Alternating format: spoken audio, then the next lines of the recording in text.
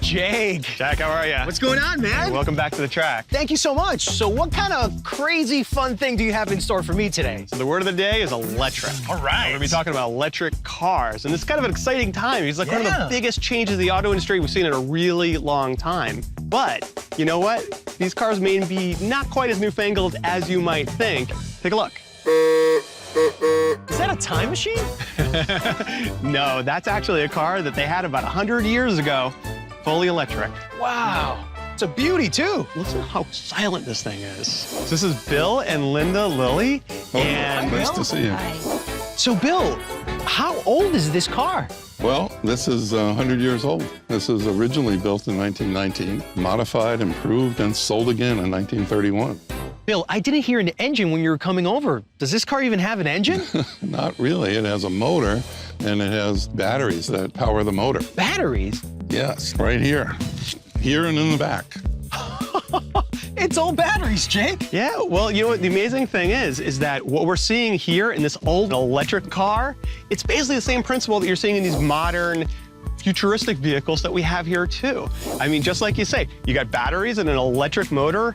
It's very, very simple, and they've been doing it for over 100 years. Jack, would you like to go for a ride with us? I thought you never asked, Linda. Thank you. Now, how fast can a car like this go? Oh, it's pretty much limited to maybe the high 20s. The important thing with this car was conversation. That's why I'm sitting backwards. A lot of people get a kick out of it as we're driving down the road. They're going, she's sitting backwards. It's almost like we're having tea. Exactly. here. Wow. There you go. This is fantastic. So what you think? Jake, that was an incredible experience. I feel like I went back in time. Well, welcome back to the present, and now we're gonna go to the future. As you might imagine, over the last 100 years, they've made a few improvements. You wanna go check them out? Absolutely. Let's do it. So how does an electric car drive differently than a regular car? Well, if you're the driver, not really a whole lot different. I mean, it's not gonna be like a completely different thing, but actually, in terms of performance, it's very different. And you have all this torque of this electric motor, which means a lot of power happens right away. Think about this. You've got a normal gas engine, right? If you want to go, a lot of things have to happen, right? I mean, there's a transmission, there might be a clutch, there might be all these different things. When you are in an electric car, you hit the gas, whoa, it goes right away. Got it. Everything is immediate, and actually, it's a lot of fun to drive. Oh. Now, what about maintenance costs for a car like this? It's better, it's cheaper, there's less to maintain. And one of the things that has really made electric cars really much better the last few years is they figured out where to put the batteries. So remember the old car? There was a front, it was all filled with these big batteries? Yeah. Well, it's different now.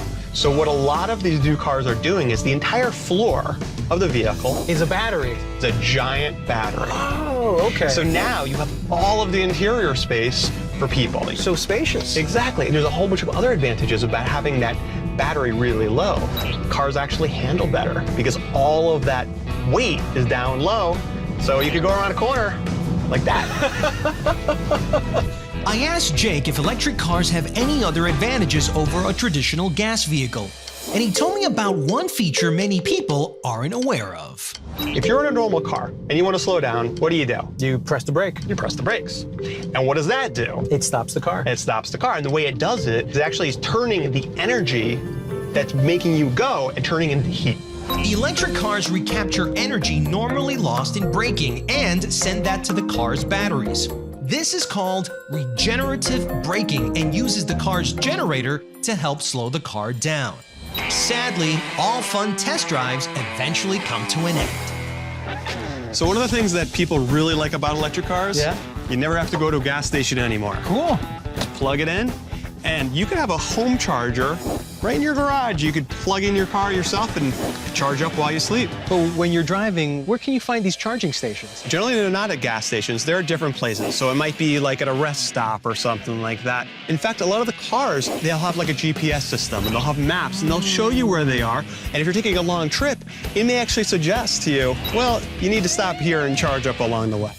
Are there any downsides for consumers? There are. First of all, they still do cost a bit more than gasoline cars. Second, what about longevity of these vehicles? Right. Truly, we don't know when these vehicles are 10 years old or more, what it means in terms of the battery.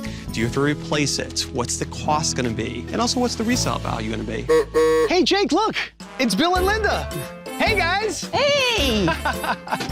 Jack, which one of those 2 electric cars you like the best? Oh, well, that's kind of hard to decide, Bill. I really like both cars. Hey, if you come with us, you can wear my hat. Jake? I got no hat for you, Jack. Then that does it. Thanks, Bill. I can get used to this. Hey, Jack. So where are we headed off to? Let's do lunch. Oh, that sounds like a lot of fun.